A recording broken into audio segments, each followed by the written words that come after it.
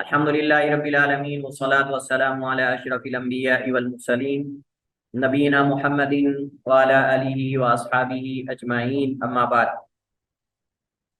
कुरान करीम के हवाले से मुस्तशरिकीन और बाज़ अहले किताब के जो एतराज़ात हैं वो हम पढ़ रहे हैं। गुज़श्ता कल हमने नस्ख का मसला पढ़ा था कि कुरान करीम में नस्ख मौजूद है और हम इस पर ईमान रखते हैं कि अल्लाह रब्बुल आलमीन जो है वो हिकमत बालिगा के साथ कमाल इल्म और कमाल कुदरत के साथ कुरान करीम का जो हिस्सा चाहे वो मनसूख कर दे, जो हिस्सा चाहे उसको पुख्ता रखे।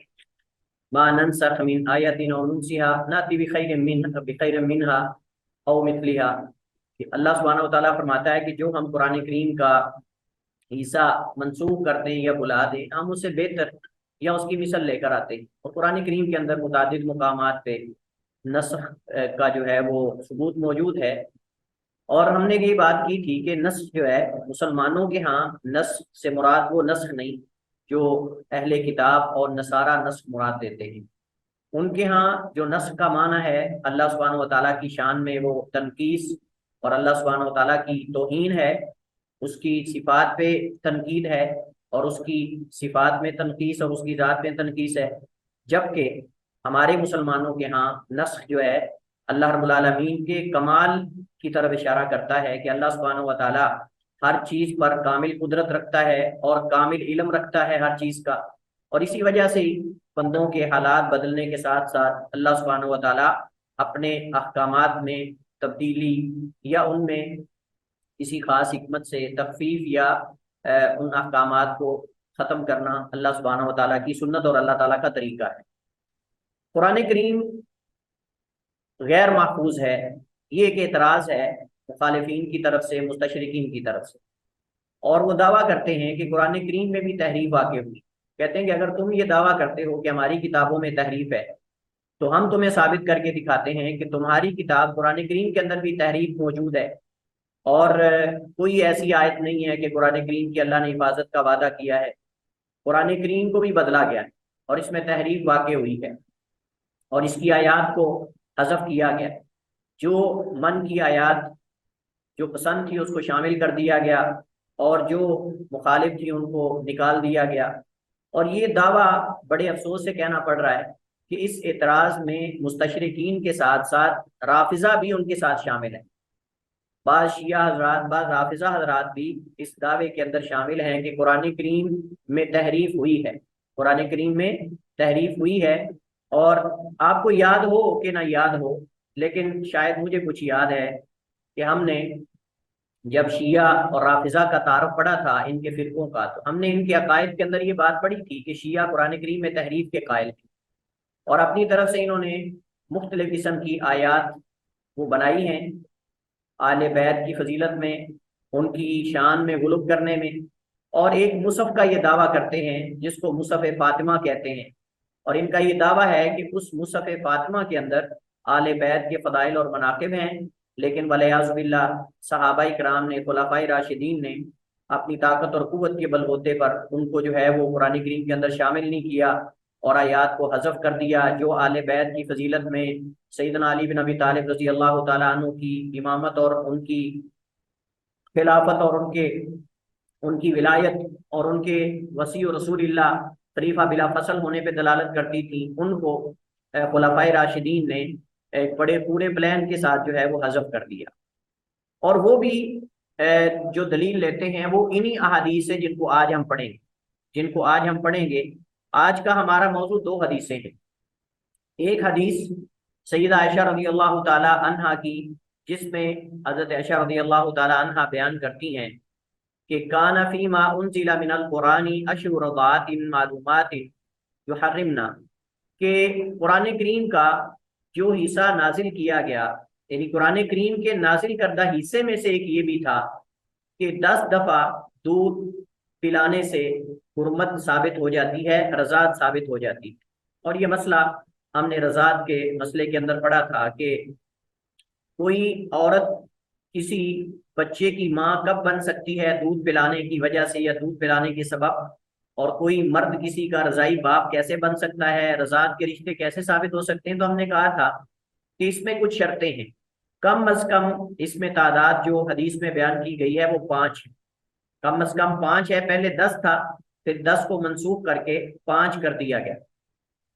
और ये 5 जो है बाकायदा कुरान करीम के अंदर जो है वो तिलावत की जाती थी। कुरान करीम के अंदर ये तिलावत की जाती थी, ये आयत पढ़ी जाती थी। लेकिन उसके बाद जब आखिरी दफा नबी अलैहिस्सलाम ने हजरत जबरील अलैहिस्सलाम के साथ कुरान करीम का दौर किया, अल्लाह के नबी अलैहिस्सलाम ने, तो उस आखिरी दौर में आप जानते हैं कि नबी अलैहिस्सलाम ने 2 दफा दौर किया, और उस आखिरी दौर में कुरान करीम का जो मुज़ाकरा होता है या एक दूसरे को सुनना सुनाना है, तो उसके अंदर हजरत जबरील अलैहिस्सलाम ने अल्लाह ताला की तरफ से कुरान करीम की बहुत सारी चीजें नबी अलैहिस्सलाम को बताई थी, जिसमें मनसूख आयात की निशानदेही भी की थी, जिसमें मनसूख आयात की निशानदेही भी की थी। और आप जानते हैं कि नबी करीम अलैहिस्सलाम के जो आखिरी साल थे, बल्कि आखिरी साल के आखिरी महीने अल्लाह के नबी अलैहिस्सलाम के रमजान में अल्लाह के नबी अलैहिस्सलाम ने जिब्रील अलैहिस्सलाम के साथ कुरान करीम का दौर किया। रमजान के बाद शवाल है, शवाल के बाद जिलकादा है, और उसके बाद जिलहिज्जा है। जिलकादा में अल्लाह के नबी अलैहिस्सलाम, उसके आखिर में अल्लाह के नबी अलैहिस्सलाम हज के लिए रवाना हो गए। और नबी अलैहिस्सलाम जब हज से वापस आए, अल्लाह के नबी अलैहिस्सलाम तो तकरीबन मुहर्रम में अल्लाह के नबी अलैहिस्सलाम मदीना में आप हुए। उसके बाद फिर अल्लाह के नबी अलैहिस्सलाम ने जो है वो वफूद से मुलाकातें की। कई एक वफूद अल्लाह के नबी अलैहिस्सलाम के पास 10 हिजरी में और उसके बाद आते रहे, और इस्लाम का दायरा कार वसी होता चला गया। तो इन मसरूफियात में अल्लाह के नबी अलैहिस्सलाम ने सहाबा को बता तो दिया था, और बाकायदा सहाबा इकराम कातबीन वही को आप सारी चीजें बताते थे कि ये कुरान करीम में शामिल कर दो, ये मनसूख हो चुका है, इसको निकाल दो, इसकी तिलावत रखनी है या नहीं रखनी। ये सारी चीजें अल्लाह के नबी साहब ने सहाबा इकराम को बताई थी, और सहाबा इकराम फौरन याद कर लेते थे, क्योंकि उस दौर के अंदर असल चीजों को महफूज करने का जरिया हाफिजा था, ना कि किताबत। किताबत भी थी, लेकिन ज्यादा रुझान उनका हिफ्ज और हाफजे की तरफ था, उसको याद करने की तरफ। तो अल्लाह के नबी अलैहिस्सलाम ने वो सारी चीजें जो मनसूख आयात थी उनकी भी निशानदेही कर दी, और कुरान करीम की किन आयात को तिलावत को शामिल करना है, अगरचे उनका हुक्म मनसूख हो चुका, किन के हुक्म को बाकी रखना है, ये सारी चीजें अल्लाह के नबी अलैहिस्सलाम ने सहाबा इकराम को बता दी। लेकिन हदीस आयशा, ये जो जिससे इस्तेदलाल किया जाता है, वो ये कहती है, ये हदीस, फतवुफ़िया रसूलुल्लाह सल्लल्लाहु अलैहि वसल्लम सुम्मा नुसिखना बिखम्सिन मालूमातिन, फिर मंसूख कर दी गई। यानी ये जो 10 दफा रजात थी, 10 दफा दूध पीना, ये मंसूख कर दिया गया 5 दफा दूध पीने से। यानी इसको जो है वो 5 बार दूध पिलाने के हुक्म से जो है वो मंसूख कर दिया गया। आगे हजरत आयशा फरमाती हैं, फतवुफ़िया रसूलुल्लाह सल्लल्लाहु अलैहि वसल्लम वहुन्ना फीमा युक़राउ मिनल कुरान, अल्लाह के नबी अलैहिस्सलाम फौत हुए, और ये यानी जो आयात हैं ये उस हिस्से में शुमार की जाती थी जिसे पढ़ा जाता था। हुन्ना, और वो थी फीमा, उसमें युक़राउ मिनल कुरान, जो कुरान का हिस्सा पढ़ा जाता था या तिलावत किया जाता था। अब ये हदीस जो है, पहली बात तो ये है कि हम इसकी अगर सेहत पे बात करें, तो बाज़ उलमा ने तकल्लुफ करके इस हदीस को ज़ईफ करने की कोशिश की, इस हदीस को ज़ईफ साबित करने की कोशिश की है। हम कहते हैं ये तकल्लुफ है, क्योंकि हदीस सही मुस्लिम में और इसके अलावा दीगर कुतुब हदीस में भी मौजूद है। जैसा कि आप देख रहे हैं, सही मुस्लिम में, सुनन दारमी में, सुनन तिरमिज़ी में, सुनन कुबरा इमाम बैहक़ी की किताब में, सुनन इब्ने माजा में, सुनन नसाई, मुवत्ता इमाम मालिक, और कई किताबों में ये हदीस सही सनद के साथ मौजूद है। लिहाजा ये तकल्लुफ है कि हम ये कहें कि हदीस सही नहीं। अब इस हदीस को लेकर एतराज करने वालों ने एतराज किया कि ये बहुत बड़ी आफत है कि एक चीज जो है वो नबी अलैहिस्सलाम की वफात के वक्त एक आयत या मखसूस आयात पढ़ी जाती थी, लेकिन उसके बाद खुलफाए राशिदीन ने जब कुरान करीम को लिखवाया या कुरान करीम के नुस्खे लिखवा कर उसको नसख करके मुख्तलिफ इलाकों में भेजा, तो उसमें से जो चाहा हज़फ कर दिया, जो चाहा बाकी रखा। इससे साबित ही होता है कि कुरान करीम में तहरीफ हुई है। जब ये आयत गिराई जा सकती है कसदन, तो कुरान का और हिस्सा क्यों नहीं गिराया जा सकता? तो उनका दावा ये है कि ये एक आयत का गिर जाना, इस बात की दलील है कि और भी आयत गिराई गई होंगी, हज़फ की गई होंगी और उनको कुरान करीम से निकाला गया होगा। लिहाजा फिर आप कैसे दावा करते हो कि कुरान करीम महफूज है और कुरान करीम जो है वो उसमें तहरीफ नहीं हुई? तो इसके बारे में एक मुस्तशरिक नसरानी वो कहता है, उसकी अपनी किताब में अल इत्कान फी तहरीफ अल कुरान में, यूसुफ अल हद्दाद एक नसरानी मुस्तशरिक है, वो अपनी किताब में लिखता है, उसकी किताब अल इत्कान फी तहरीफ अल कुरान है, उसने बाकायदा उसके अंदर मुख्तलिफ दलाइल देकर ये साबित करने की कोशिश की है, नाकाम कोशिश की है कि कुरान करीम में तहरीफ हुई है। और मैं आपको बताऊं कि ये जो मुस्तशरिकीन इस तरह की मुख्तलिफ जो है वो हथकंडे और इस तरह के मुख्तलिफ हीले और ये कोशिशें करते रहते हैं, असल में ये हसद की आग में जो है वो जल रहे हैं और इनके सीने में बहुत ज्यादा हसद है इस बात पर कि हमारी किताबें तो बदली गई, हमारे पास तो कोई बात महफूज है नहीं, लेकिन ये मुसलमानों के पास जो कुरान करीम और अहादीस महफूज हैं इसको कैसे मशकूक बनाया जाए। जैसे पहले भी मैंने कई दफा ये बात की। तो वो कहता है इस हदीस के बारे में, कहता है आयशा रजी अल्लाह तआला अन्हा ने खुद इस बात की शहादत दी है कि ये आयत कुरान करीम में थी और रसूल करीम अलैहिस्सलाम की वफात के बाद एक अरसे तक दीगर आयात की तरह तिलावत की जाती थी। ये तो बहुत बड़ी आफत है, यानी ये बात या ये हदीस हजरत आयशा का ये कहना कि ये पढ़ी जाती थी हत्ता कि अल्लाह के नबी अलैहिस्सलाम की वफात हो गई और तब भी पढ़ी जाती थी, तो फिर वो कहाँ गई? कुरान करीम में तो वो नजर नहीं आती। तो कहते हैं कि ये बहुत बड़ी आफत है, क्योंकि इसमें इनकी तरफ से वाज़ेह सराहत है कि ये आयत बगैर किसी शरई दलील और उज़र के हज़फ कर दी गई या हज़फ हुई है, जबकि तमाम मुसलमानों के नज़दीक नबी करीम अलैहिस्सलाम की वफात के बाद तो नस्ख मुमकिन ही नहीं। और ये कल चीज़ मैंने जिक्र करनी थी, मुझसे नज़रअंदाज हो गई, वो ये थी कि नस्ख जो है वो नबी अलैहिस्सलाम बजाते खुद नहीं कर सकते। कुरान करीम का नस्ख अल्लाह के नबी अलैहिस्सलाम नहीं कर सकते, वही के जरिए नस्ख होता है और नस्ख नबी अलैहिस्सलाम की जिंदगी में मुमकिन है, नबी अलैहिस्सलाम की जिंदगी के बाद नस्ख मुमकिन नहीं। नबी अलैहिस्सलाम की जिंदगी के बाद नस्ख मुमकिन नहीं है कि अल्लाह के नबी अलैहिस्सलाम की वफात के बाद कोई दावा करे कि ये मनसूख है और ये नासिख है और ये फलां है।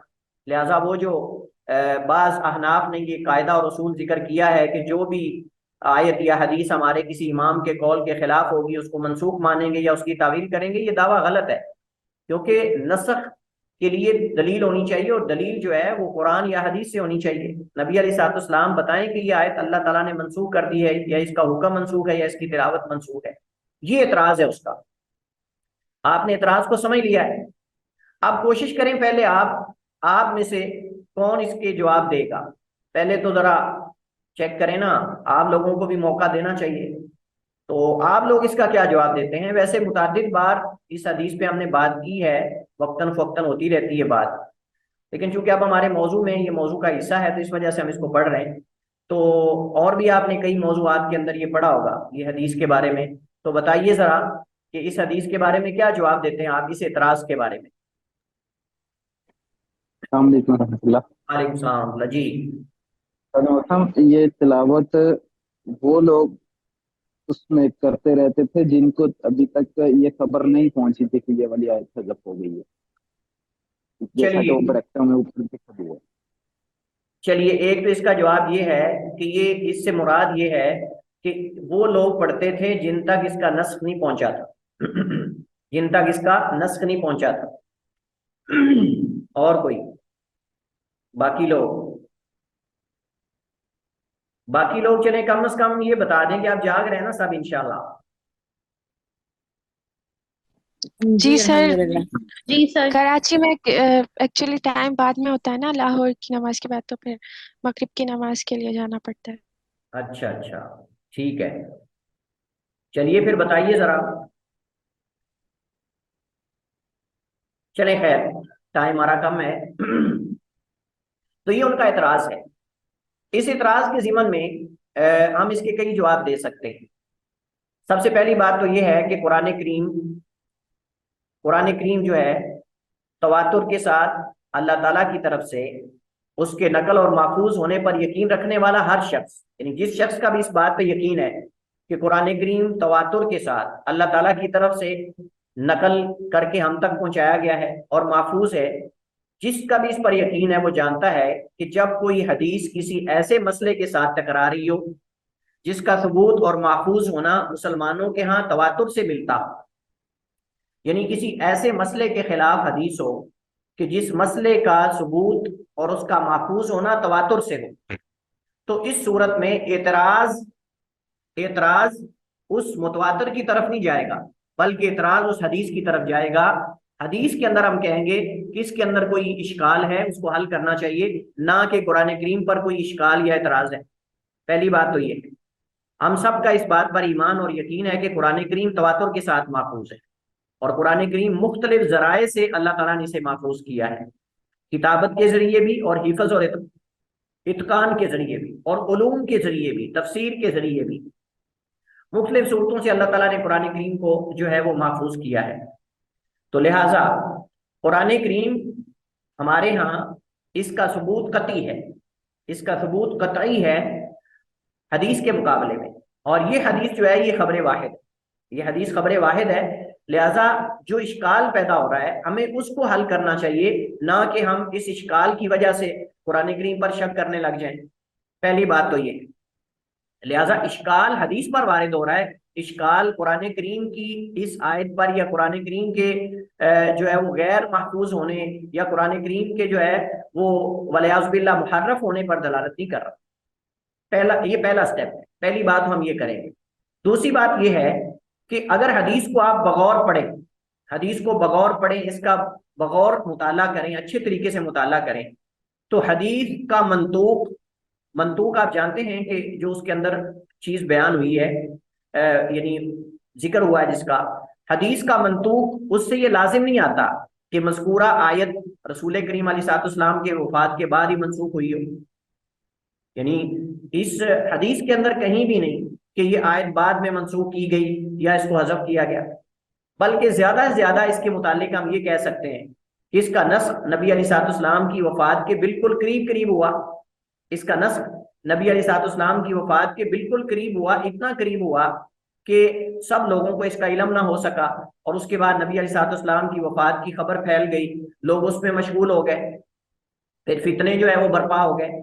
उन फितनों के अंदर जो है वो मुर्तदीन का फितना, मुनकरीन ज़कात का फितना, मुद्दयान नबूवत का फितना, और मुसलमानों को बड़े बड़े चैलेंजेस का सामना हुआ खुलफाए राशिदीन को। और आप जानते हैं कि हजरत अबू बकर सिद्दीक रजी अल्लाह तआला अन्हु का दौरे खिलाफत जो है 2 साल और 8 माह तकरीबन इतना बनता है। अक्सर वो जमाना सिद्दीक अकबर रजी अल्लाह तआला अन्हु का जो है वो फितनों को कला कमा करने उनका और उनको कुचलने के जो है वो सिलसिले में ही वो गुजर गया। फिर आखिरी सैयदना अबू बकर सिद्दीक रज़ी अल्लाह तआला अन्हु के आखिरी जो महीने थे उनके अंदर जाकर कुरान करीम को बकायदा जमा करवाया गया, जब यमामा की जंग में, जंग यमामा में मुसैलमा कज़्ज़ाब के खिलाफ 70 या इससे जायद जो है वो, बल्कि मुतअद्दिद, सिर्फ 70 नहीं बल्कि मुतअद्दिद कुर्रा और हुफ़ाज़ कुरान करीम के शहीद कर दिए गए। तो उस वक्त मुसलमानों को खदशा लाहिक हुआ कि कुरान करीम शायद उस कदर उम्मत तक महफूज करके ना पहुंचाया जा सके जिस कदर जो है वो होना चाहिए था, क्योंकि हुफ़ाज़ की शहादतें हो गई, अब कुरान करीम को लिखना चाहिए। यानी मतलब ये है कि पहले तो हिफ्ज़ पर एतमाद था और हाफिज आहिस्ता आहिस्ता दुनिया से उठ रहे हैं, तो अब कुरान करीम को लिखना चाहिए। अब दूसरा हमें जो वसीला और जरिया उसको भी इख्तियार करना चाहिए। तो बहरहाल कम अज कम इस हदीस के मंतूक से ये हम कह सकते हैं कि नस्ख बहुत करीब था नबी अलैहिस्सलाम की वफात के, और इस वजह से नबी अलैहिस्सलाम की वफात की खबर सुनकर लोग दीगर चीजों में मशगूल हो गए, तो इस वजह से उन तक ये नस्ख नहीं पहुंच सका। लिहाजा जिन तक ये नस्ख नहीं पहुंच सका वो लोग पढ़ते थे, ना कि सारे सहाबा किराम इसको पढ़ते थे। वो लोग इसे पढ़ते थे, ना कि सारे सहाबा जो है वो पढ़ते थे, बल्कि जब उन सहाबा किराम को इस नस्ख का इल्म हुआ तो उन्होंने अपने मसाहिब से इन आयात को खत्म कर दिया, उन्होंने अपने मसाहिब से इन आयात को खत्म कर दिया। दूसरी बात यह है, तीसरी बात या तीसरा जवाब यह है कि इस्लाम जिस कदर तेजी से फैला, आप जानते हैं कि नबी अलैहिस्सलाम की आखिरी जिंदगी में और उसके बाद खुलफाए राशिदीन के ज़माने में इस्लाम जिस कदर तेजी से फैला और लोग जिस कदर बकसरत इस्लाम में जोक दर जोक दाखिल हुए, अकली एतबार से भी ये नामुमकिन है कि सब तक इन आयात का नस्ख पहुंच जाए। आप देखें बड़े बड़े मारूफ सहाबाए किराम, उनको मारूफ हदीस का इल्म नहीं था, उनको मारूफ हदीस का इल्म नहीं था, और आपको वाकया वो याद होगा कि जब नबी अलैहिस्सलाम की वफात हुई तो हजरत अबू बकर सिद्दीक रजी अल्लाह तआला अन्हु ने सैयदना उमर रजी अल्लाह तआला की हालत को देखा, जब कि हजरत उमर रजी अल्लाह तआला अन्हु वो तो गोया कि अपने हवास को बैठे। तो उस वक्त वो कह रहे थे कि जो बंदा ये कहेगा कि मोहम्मद करीम अलैहिस्सलाम फौत हो गया, मैं उसकी गर्दन काट दूंगा। तो सैयदना अबू बकर सिद्दीक रजी अल्लाह तआला अन्हु ने उस वक्त जो कुरान करीम की आयत पढ़ी थी, जैसे मा कान मोहम्मद अबा अहद मिन रिजालिकुम, सॉरी वो क्या आयत थी, अफा इम्माता औ कुतिल अनकलबतुम अला अकाबिकुम वमा मुहम्मदुन इल्ला रसूल कद खलत मिन क़ब्लिहि रुसूल अफा इम्माता औ कुतिल अनकलबतुम अला अकाबिकुम। इस तरह और बाज अहादीस में और आयात का जिक्र है। तो जब सैयदना अबू बकर सिद्दीक रजी अल्लाह तआला अन्हु ने ये आयात की तिलावत फरमाई तो हजरत उमर रजी अल्लाह तआला अन्हु फरमाते हैं कि मुझे ऐसे लगा जैसे अभी ही नाजिल हुई है, जैसे अभी अभी ही नाजिल हुई है ये आयात। तो आप अंदाजा लगाएं कि जब खलीफा राशिद यानी नबी अलैहिस्सलाम के साथ, जिनका अक्सर वक्त नबी अलैहिस्सलाम के साथ गुजरता था, उनको ऐसे लग रहा है कि जैसे अभी ये आयात नाजिल हुई हैं और इनके ये अहकामात अभी नाजिल हो रहे हैं, तो क्या ख्याल है जो नबी अलैहिस्सलाम के पास मुसलमान होकर चले गए और या मतलब तिजारत में मसरूफ रहते थे, अपने मामलात में मसरूफ रहते थे, उन तक इसका नस्ख कैसे पहुंचा होगा। तो जिस कदर तेजी से इस्लाम फैला है उस कदर लोगों तक ये सारी मालूमात एक दफा पहुंच जाना ये मुमकिन नहीं था। और ना उस दौर के अंदर कोई ग्रुप बने हुए थे, ग्रुप्स थे कि मैसेज कर दिया जाए और बता दिया जाए कि ये मनसूख हो चुके हैं, या इस कदर कोई जदीद वसाइल थे कि ऐलान करवा दिया जाए, ऐसी तो बात नहीं थी। लेकिन अल्लाह के नबी अलैहिस्सलाम ने सहाबाए किराम को मुतनब्बे कर दिया था, और सहाबाए किराम ने जो है वो कुरान करीम के अंदर जो है वो जो नुस्खे उनके पास मौजूद थे, जिनको इल्म हो गया उन्होंने उसको हज़फ कर दिया, और जिनको इल्म नहीं हुआ वो उसको पढ़ते रहे, वो उसको पढ़ते रहे। ये सवाल कर रहे हैं जी नौमान खालिद साहब के खबर वाहिद को दलील के तौर पर पेश किया गया है। दलील नहीं हम ले रहे, हम दलील नहीं ले रहे, हम ये बात कर रहे हैं कि कुरान करीम का कतई और सबूत होना वाज़ेह है, और कुरान करीम के सबूत पर यह बात है, कुरान करीम की दलालत का मसला नहीं चल रहा यहाँ नौमान साहब, यहाँ कुरान करीम की दलालत का मसला नहीं, यहाँ कुरान करीम की सबूत का मसला है। और आपको याद हो कि ना याद हो, मुतादिद बार मैंने ये गुजारिश की है कि जब दो अहादीस में बज़ाहिर तारुज़ हो उनको जमा करने की कोशिश की जाएगी, अगर जमा मुमकिन ना हो तो तरजीह दी जाएगी, और तरजीह दलाइल की कुव्वत के पेश नजर है, तरजीह दलाइल की कुव्वत के पेश नजर है। आप सुन रहे हैं मुझे नौमान खालिद साहब? जी सर मैं सुन रहा हूँ। तवज्जो के साथ सुनिए जरा, ये मसला बड़ा अहम है, इस वजह से समझने के लायक है कि यहाँ मसला सबूत की बात हो रही है, दलालत की बात नहीं हो रही। सबूत के अंदर कुव्वत दलाइल को देखा जाता है, जो दलील ज्यादा कवी होती है अगर जमा मुमकिन ना हो तो उसको तरजीह दी जाती है, और ये इत्तेफाकी मसला है। ये उसूल के अंदर उलमा ने बाकायदा जिक्र किया है, और ये मुहद्दिसीन और सब के यहाँ ये उसूल तय है कि जब दलाइल के सबूत में, जब दलाइल में बज़ाहिर तारुज़ आ जाए और उस तारुज़ के अंदर जमा भी मुमकिन ना हो तो फिर तरजीह दी जाएगी। और हमने कई मसाइल के अंदर तरजीह दी है, फिका के अंदर हम तरजीह देते थे, तो उसमें फिर दलाइल की कुव्वत को देखा जाएगा, जो दलील ज्यादा सबूत के एतबार से कवी होगी उसको मुकद्दम रखा जाएगा।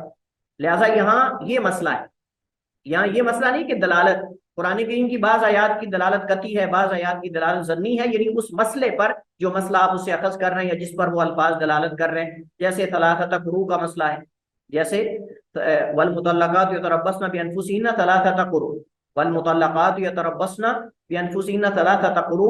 ये जो क़ुरू लफ्ज़ क़ुरू है, अब इसकी दलालत ज़न्नी है, कती नहीं। दलालत का मसला और है, सबूत का मसला और है। कुरान करीम का सबूत कती है, हदीस का सबूत जो है वो कुरान के मुकाबले में उस कदर नहीं है। हम यहाँ सबूत की बात कर रहे हैं, हम यहाँ बात जो है वो दलालत की नहीं कर रहे हैं। दलालत तो खबर वाहिद की भी कती हो सकती है, ये नहीं है कि खबर वाहिद की दलालत कती नहीं हो सकती। तो यहाँ मसला सबूत का है, और ये मसला आपको ले जाता है उस वक्त के जब तारुज़ हो। लेकिन ये तो सिर्फ एक इल्जामी जवाब है, वगरना इसकी हमें जरूरत नहीं, वगरना इसकी हमें जरूरत नहीं है, जैसा कि आगे हम इसको जिक्र करेंगे, और जब जिक्र करेंगे तो पता चल जाएगा। तो हमने बात की कि तीसरी बात यह है कि इस्लाम जिस कदर तेजी से फैला तो लोग कसरत से इस्लाम में दाखिल हुए, तो अकली तौर पर भी ये महाल है कि सब लोगों तक अचानक ये खबर पहुंच जाए और उनको इल्म हो जाए। तो हज़रत आयशा रज़ी अल्लाह तआला अन्हा उन लोगों की बात कर रही हैं कि जिनको इल्म नहीं था और वो लोग पढ़ते थे, और उनका इसमें इशारा करना है इसी बात की तरफ कि लोग इस्लाम इस कदर फैला कि ये नबी अलैहिस्सलाम की आखिरी जिंदगी में मनसूख हुई ये आयत या इसके साथ जो और आयात थी, और बाद लोगों को इसका इल्म ना हो सका और वो इसी तरह इसको पढ़ते रहे। ये तीसरा जवाब है। चौथा जवाब ये है, ये दावा करना कि कुरान करीम लिखने वालों ने ये आयत कसदन हज़फ कर दी। तो इसका क्या जवाब है? इसका जवाब ये है कि इसकी जरूरत ही क्या थी? इसकी जरूरत थी, इसका फायदा क्या था? यानी अगर सहाबाए किराम उन्होंने जानबूझकर ये आयत हज़फ कर दी थी, कौन आप में से बताएगा किसका उनको फायदा क्या था? हाँ जी,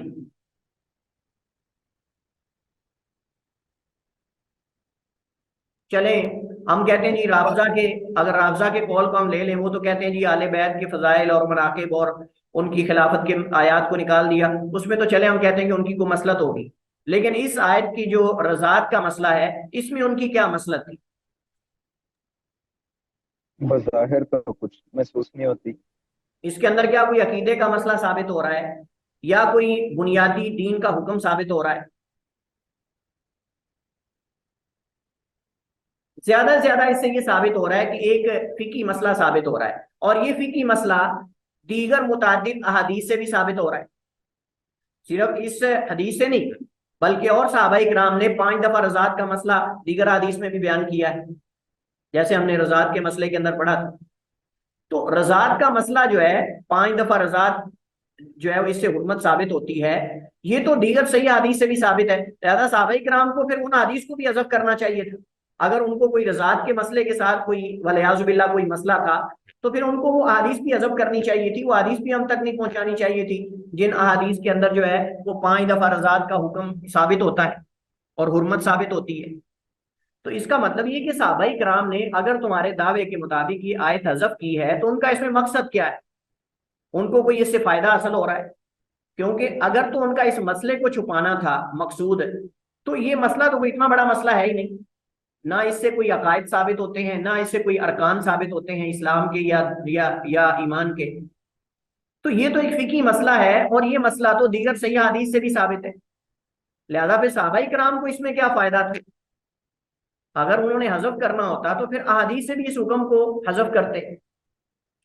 तो मालूम ये हुआ कि ये आयात ऐसी हैं जिनकी तिलावत मनसूख हो गई और हुक्म बाकी है, इसलिए सहाबाए किराम ने इन्हें मुसहफ में नहीं रखा और बाद में उसको हज़फ कर दिया। अल्लाह सुब्हानहु व तआला ने फरमाया, इन्ना नहनु नज़्ज़लना ज़िक्रा व इन्ना लहु लहाफ़िज़ून, इन्ना नहनु नज़्ज़लना ज़िक्रा व इन्ना लहु लहाफ़िज़ून। ये इस बात की दलील हमारे पास है कि कुरान करीम में तहरीफ नहीं हो सकती, कुरान करीम में तहरीफ नहीं हो सकती। और हमने कहा था कि सिर्फ कुरान नहीं, बल्कि कुरान को महफूज करने वाले उलूम भी अल्लाह ताला ने क़यामत तक महफूज कर दिए हैं।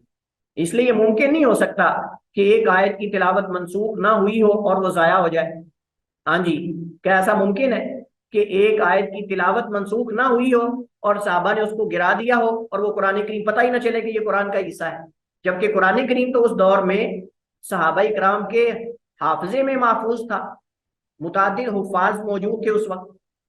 कुरान करीम अगर ये चीज हज़फ होती तो कोई एक तो शोर गुल करता, भाई कुरान का तुमने हिस्सा उड़ा दिया है। और बड़ी बात यह है कि सैयदना अली बिन अबी तालिब रज़ी अल्लाह तआला अन्हु, अगर हम शियों के दावे को लें तो सैयदना अली बिन अबी तालिब और कई आले बैत के अफराद सारे हुफ्फाज थे, खुलाफाए राशिदीन हुफ्फाज थे। तो सैयदना अली वहां शोर कर देते कि भाई तुमने इसमें से जो है वो आले बैत के बारे में जो हदीस हैं उनको तुमने गिरा दिया, सॉरी आयात को गिरा दिया है तुमने, या वो बकरी खा गई है, जैसे आगे हदीस आ रही इंशाल्लाह हम उसको पढ़ेंगे।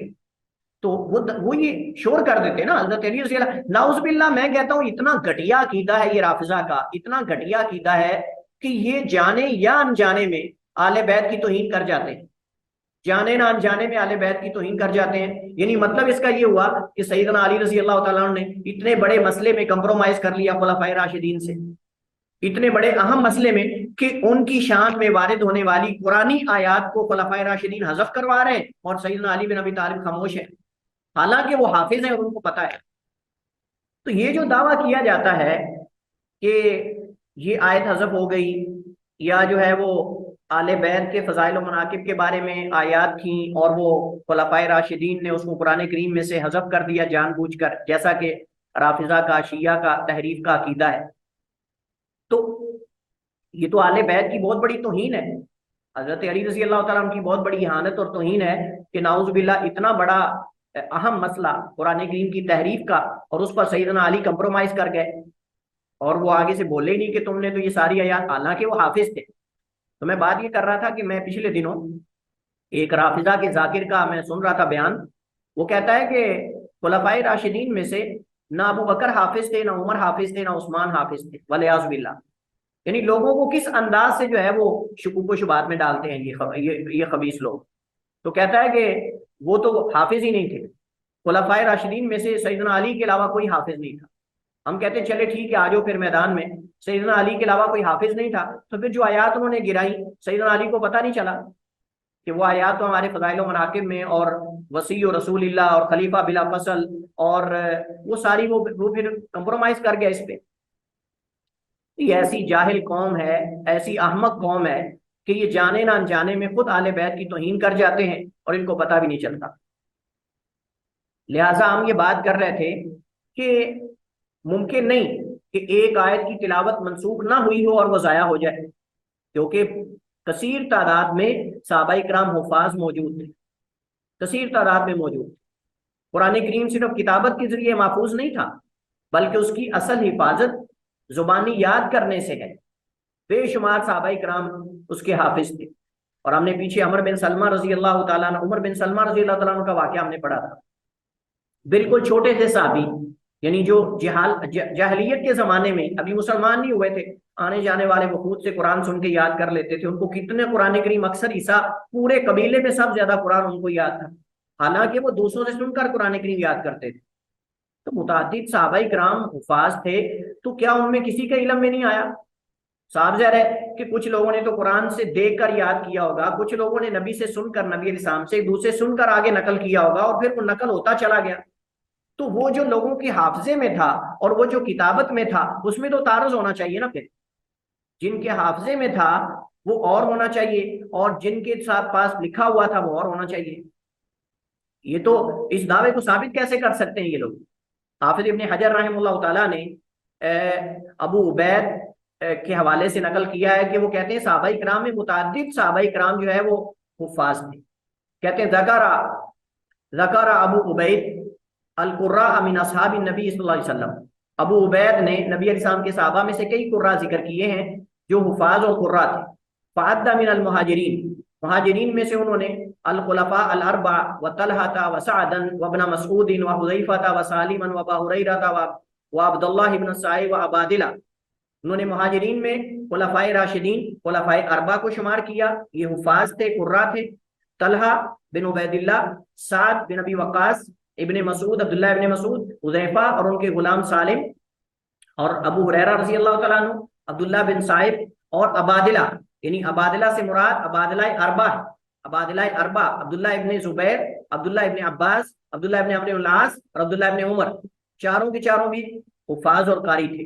वमिनन निसा, और औरतों में से आयशा था व हफ्सा था व उम्म सलमा, वलाकिन बाद हाउलाई इन्नमा अकमलहु बाद नबी सल्लल्लाहु अलैहि वसल्लम, लेकिन इनमें से बाद ने नबी अलैहिस्सलाम के बाद ने नबी सल्लल्लाहु अलैहि वसल्लम की वफात के बाद मुकम्मल किया, लेकिन अक्सर इनको याद था।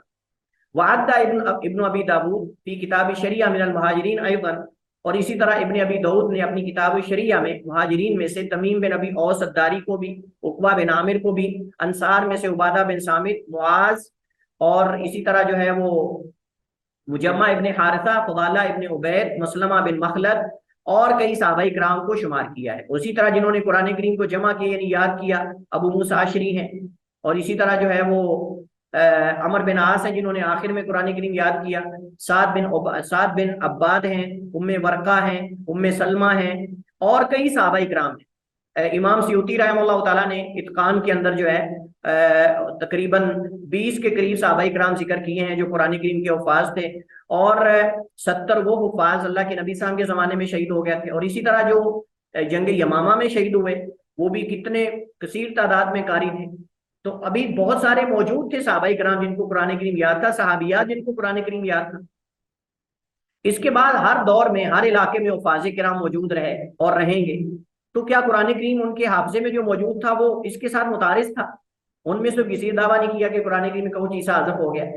दूसरी हदीस से साबित है कि आखिरी हुक्म 5 बार दूध पिलाने वाली हुर्मत का रिश्ता साबित होने का इरादा है, और यही राज मौक़िफ़ है, यही असल इरादा था कि इससे जो है वो हुर्मत साबित हो जाएगी, बस यही है। और ये दीगर हदीस से भी साबित है जैसे मैंने जिक्र किया जी।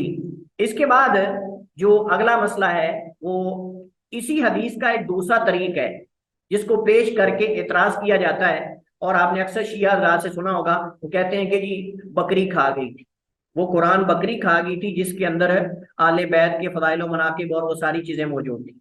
दलील कौन सी देते हैं ये हदीस? अन आयशा रज़ियल्लाहु ताला अन्हा क़ालत लक़द नज़लत आयतुर रजमी, हज़रत आयशा रज़ियल्लाहु ताला अन्हा फरमाती हैं तहकीक नाजिल हुई आयत रजम, वरदाअतुल कबीरी, और बड़े आदमी की रज़ात, अशरन 10 बार पीने से, यानी अगर कोई बड़ा आदमी 10 बार दूध पी लेता है किसी औरत का तो उससे रज़ात साबित हो जाएगी। इस हमने रज़ात के मसले के अंदर ये पढ़ा था, आपको याद होगा, मैंने आपके सामने ये गुजारिश की थी कि रज़ात जो है इसकी हुर्मत कई शुरूत से साबित होती है, इसकी कई शर्तें हैं, और वो सही हदीस में मौजूद है, बुखारी मुस्लिम दीगर कुतुब हदीस में मौजूद है। उसमें हमने कहा था पहली बात तो ये है कि दूध पीने की मुद्दत में, बड़े की नहीं, राजी कौल के मुताबिक बड़े की रज़ात साबित नहीं होती, दूध पीने की मुद्दत में वो दूध पिए बच्चा, और 5 बार पिए, पेट भर के पिए, उसके पेट में दूध जाए, खुद मुंह में डाले और खुद छोड़े, यानी छाती जो औरत की है, जो उसकी रजाई माँ है, उसके दूध को खुद मुंह में डाले और खुद छोड़े, पेट भर के पिए, हदीस के अल्फाज हैं, और दूध औरत का होना चाहिए और उसके पेट में पहुंचे, और दूध पीने की मुद्दत में, जैसे मैंने जिक्र किया। तो 5 या 6 शर्तें उलमाए किराम जिक्र करते हैं। तो ये तो कबीर की, बड़े की रज़ात के बारे में है, तो इसमें ये उस हदीस के खिलाफ है, और हज़रत आयशा से मस्दर एक है, मस्दर एक है हदीस में, इसका मतलब ये है कि रावी की तरफ से गड़बड़ है, ना कि हज़रत आयशा की तरफ से। कहती है लक़द नज़लत आयतुर रजमी, आयत रजम नाजिल हुई, वरदाअतुल कबीरी, और बड़े की रज़ात, अशरन 10 दफा दूध पीने से यानी हुर्मत साबित हो जाती है।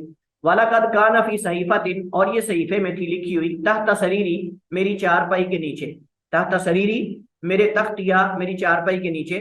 फलम्मा मात रसूलुल्लाह, जब अल्लाह के नबी अलैहिस्सलाम की वफात हुई, व तशागलना भी मौती, और हम आपकी वफात में मशगूल हो गए, यानी आपकी तजहीज़ तकफीन में और नबी अलैहिस्सलाम को दफन करने में, तो इन मामलात में हम मशगूल हो गए।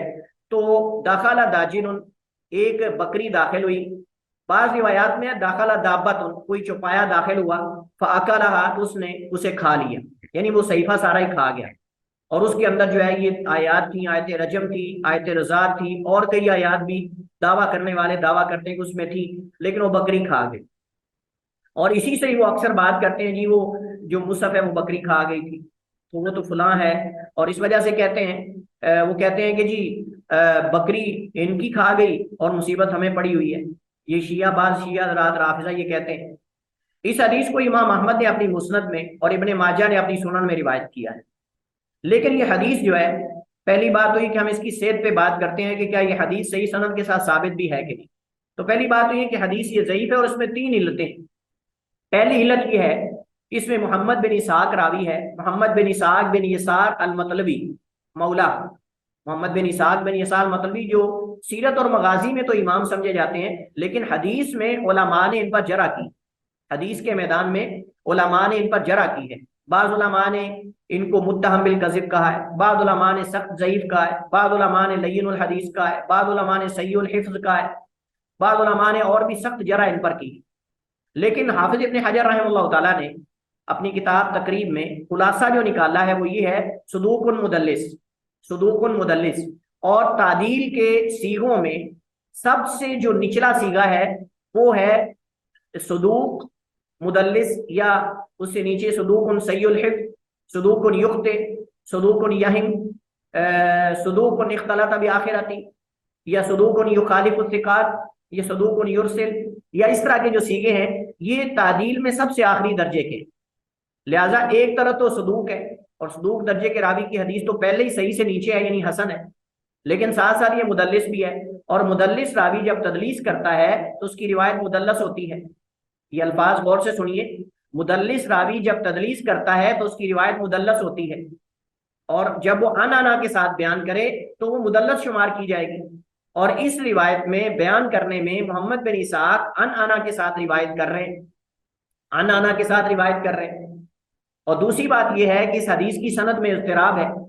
सनद में इज़्तिराब यूं है कि मोहम्मद बिन इसहाक अमरा अंसारिया से हज़रत आयशा से बयान करते हैं, ये अल्फाज बयान करते हैं, और जबकि इमाम मालिक जो है इसको और सनद से बयान करते हैं। और इमाम मालिक जो है हिफ्ज़ व इत्क़ान में एक आप समझ लें कि अथॉरिटी समझे जाते हैं। इमाम मालिक हिफ्ज़ व इत्क़ान में अथॉरिटी समझे जाते हैं, लिहाजा इसकी सनद में भी इज़्तिराब है। दो इल्लतें हो गई। तीसरी इल्लत यह है कि इसके मतन में नकारत है, इसके मतन में नकारत है। और वो इस तरह कि मोहम्मद बिन इसहाक बिन यसार जो हैं ये अपने से ज्यादा जो सिकात रावी हैं उनसे इस हदीस को बयान करने में मुखालफत करते हैं उनकी। मसलन इमाम मालिक वगैरह है, इमाम मुस्लिम ने भी इमाम मालिक से ये रिवायत जो हमने पहले पढ़ी है हजरत आयशा वाली, वो इमाम मालिक के वास्ते से इमाम मुस्लिम ने रिवायत की है। और इमाम मालिक उसको बयान करते हैं रज़ात के मसले में कि 5 दफा रज़ात साबित होती है, 10 दफा थी मंसूख हो गई, और उसमें बड़े की रज़ात का मसला शामिल ही नहीं, उसमें बड़े की रज़ात का मसला तो शामिल ही नहीं। लेकिन इब्ने इसहाक ये कहाँ से निकाल के ले आए? इससे पता चलता है कि हदीस के मतन में भी गड़बड़ है और सनद में तो गड़बड़ है ही। लिहाजा ये अपने से ज्यादा थिका की मुखालफत कर रहे हैं, और बाज के नदीक ज़ईफ हैं और बाज के नदीक सदूक हैं। लिहाजा इनका मतन मुनकर होगा, इनकी रिवायत मुनकर होगा और उसका इतबार नहीं होगा। लिहाजा उस हदीस में छोटे बच्चे की रज़ात का मसला है जो हज़रत आयशा से सही मुस्लिम में, और उसमें ये जो बड़े की रज़ात का मसला तो है ही नहीं, ना उसमें रजम का मसला तो और हदीस से साबित होता है। लिहाजा ये मतन में नकारत। चलिए अब बाद उलमा के अक़वाल जिक्र किए जाते हैं जिन्होंने इसको ज़ईफ कहा है। अल्लामा जौज़कानी अल-बातिल वल मनाकीर में लिखते हैं कि ये हदीस बातिल है, इसको बयान करने में मोहम्मद बिन इसहाक मुनफरिद है और वो ज़ईफ है, और इस हदीस की इस्नाद में इज़्तिराब पाया जाता है। और मुस्नद अहमद की तखरीज में अल्लामा शुएब अर्नाऊद जो है वो लिखते हैं इस्नादुहु ज़ईफ़ुन लितफ़र्रुद इब्न इसहाक व हुवा मुहम्मद व फी मतनिही नकारा, कि इसकी सनद ज़ईफ़ है मोहम्मद बिन इसहाक के मुतफ़र्रिद होने की वजह से, मुनफरिद होने की वजह से इस रिवायत को रिवायत करने में, व फी मतनिही नकारत, और उसके मतन में भी नकारत मौजूद है। लिहाजा खुलासा ये है कि हदीस ये साबित नहीं है, ज़ईफ़ हदीस है। और जब हदीस ज़ईफ़ है तो उससे इतना बड़ा मसला साबित करना कि कुरान करीम में तहरीफ हो गई और आयात ज़ाया हो गई और वो हज़फ कर दी गई और वो कुरान का हिस्सा थी, ये बहुत बड़ी जुर्रत की बात है ये। और दूसरी बात ये है, हम यहाँ जरा राफिजा को तो जवाब दे लें, बाकी फिर हम आगे चलते हैं। हम कहते हैं ए राफिजा, तुम्हारे नज़दीक तो सैयदा आयशा थिका ही नहीं, वलियाज़ बिल्लाह, तुम्हारे नज़दीक तो सैयदा आयशा जो है वो काबिल रिवायत ही नहीं, तो तुम उनकी रिवायत तो लेंथ किस मुंह से ले रहे हो? तुम तो उनकी रिवायत को बयान भी नहीं कर सकते, और तुम ये दावा करते हो वो कहदा पूरे जोरों शोर से कि कुरान करीम जो है वो उसकी आयात हज़फ कर दी गई और बकरी खा गई और फलां हो गया, वो ये हो गया। हजरत आयशा की हदीस तो तुम्हारे यहाँ मोतबार ही नहीं होनी चाहिए, क्योंकि तुम्हारे यहाँ तो नाउज़ बिल्लाह वो सिका ही नहीं है, वो आदिला ही नहीं है, तो तुम किस मुंह से रिवायत ये लेते हो? और रही बात दूसरों की, तो हम दूसरों को ये बात करेंगे कि एक तरफ तो तुम बुखारी मुस्लिम की सही हदीस को रद्द कर देते हो, एक तरफ तो तुम बुखारी मुस्लिम जिस पर हम मुसलमानों का एतमाद और हम इसको सही समझते हैं कुरान के बाद, तुम उनको रद्द कर देते हो ना हदीस को बुखारी मुस्लिम की, और दूसरी तरफ तुम सुनने इब्ने माजा की एक ज़ईफ और मुनकर हदीस ले रहे हो। या तो फिर एक कायदा उसूल ज़ाब्ता रखो कि सारी हदीस को मानो, लेकिन ये क्या हुआ कि अपने मन की मन गढ़ हदीसें भी लेकर उससे इस्तेदलाल कर लिया, लेकिन जब अपने खिलाफ आए तो फिर बुखारी मुस्लिम की जो हमारे यहाँ सबसे मोतबर हदीसें हैं उसको भी रद्द कर दिया। और दूसरी बात यह है कि अगर ये आयत सिर्फ उस सहीफे में थी और उसे बकरी खा गई, तो क्या जिन सहाबाए किराम को जुबानी याद थी वो भी सब भूल गए? बड़ी अजीब बात है ये तो, यानी जिन सहाबाए किराम को जुबानी याद थी वो भी भूल गए। बकरी तो चले वो आयतें खा गई, तो जिनको जुबानी याद थी ना, नाउज़ बिल्लाह, उनके दिमाग से ही बकरी खा गई थी, कल्ला व हाशा। अगर ऐसा हो जाता, बकरी वो चीजें जो खा गई थी अगर वो ज़ूरी थी, तो सहाबाए किराम फौरन फिर लिख लेते, लिखने में क्या मसला था? अगर वो इतना ही अहम मसला उसके अंदर था या अहम आयात थी या वाकई ज़रूरी मसाइल थे उसमें, तो सहाबाए किराम फौरन लिखवा लेते, तो फौरन एक नया सहीफा लिख लिया जाता। हम कहते हैं कि जो आयात बकरी खा गई वो दो हाल से खाली नहीं, या तो रसूल सल्लल्लाहु अलैहि वसल्लम उनकी तबलीग का हुक्म दिया गया था और आपने उनकी तबलीग कर दी थी और वो महफूज हो गई सहाबा के हाफजे के अंदर, या रसूल करीम अलैहि सलाम को उसकी तबलीग का हुक्म नहीं था और ना आप सल्लम ने लिखवाया, तो मंसूख के हुक्म में होगा फिर, लिहाजा इसका कुरान में शामिल करना जायज ना था, इस वजह से सहाबा किराम ने उसे शामिल नहीं किया। ताज्जुब वाली बात यह है कि एक तरफ तो सही मनगढ़ंत हदीसें ले रहे हैं और दूसरी तरफ बुखारी मुस्लिम की हदीसों को रद्द कर देते हैं। लिहाजा सही बात यह है कि ये दोनों हदीसें, अगरचे पहली हदीस सही मुस्लिम की है, वो भी इनके लिए इस्तदलाल के काबिल नहीं, क्योंकि उससे वो इस्तदलाल नहीं हो रहा जो ये कर रहे हैं, बल्कि उससे ज्यादा ये हो रहा है कि वो आयात मंसूख थी लेकिन सहाबा तक नस्ख नहीं पहुंचा बाज तक, और उसकी तिलावत करते रहे, बाद में जब उनको पता चल गया उन्होंने उसको खत्म कर दिया। और दूसरी ये हदीस तो इस्तदलाल के काबिल बिल्कुल ही नहीं है, क्योंकि ये हदीस ही ज़ईफ है। और अगर बिल फर्ज है सही मान भी लिया जाए तो फिर भी कुरान करीम के अंदर इससे नस्ख, इससे जो है वो तहरीफ या ये चीजें साबित नहीं होती, क्योंकि सहाबाई किराम के हाफजे में कुरान करीम महफूज था। अगर कोई ऐसी चीज बकरी खा जाती तो सहाबाई किराम फौरन उसको दोबारा लिख लेते, कसीर तादाद में सहाबाई किराम मौजूद थे। और बल्कि ये वाकया बता रहा है कि अल्लाह के नबी साहब की वफात के फौरन बाद था, और फौरन बाद तो अभी तक जंग यमामा भी नहीं हुई थी जिसमें कसरत से कुर्रा शहीद हुए थे, वो कुर्रा भी सारे अभी तक जिंदा थे, तो वो तो सारे लिख सकते थे इसमें। बहरहाल ये दावा बातिल और झूठा है, इससे इस्तदलाल साबित नहीं होता जो वो करते हैं। वल्लाहु ताला अलम व अहकम, सल्लल्लाहु अलैहि वसल्लम अला नबीना मुहम्मद व अला आलिहि व सहबिहि वसल्लम।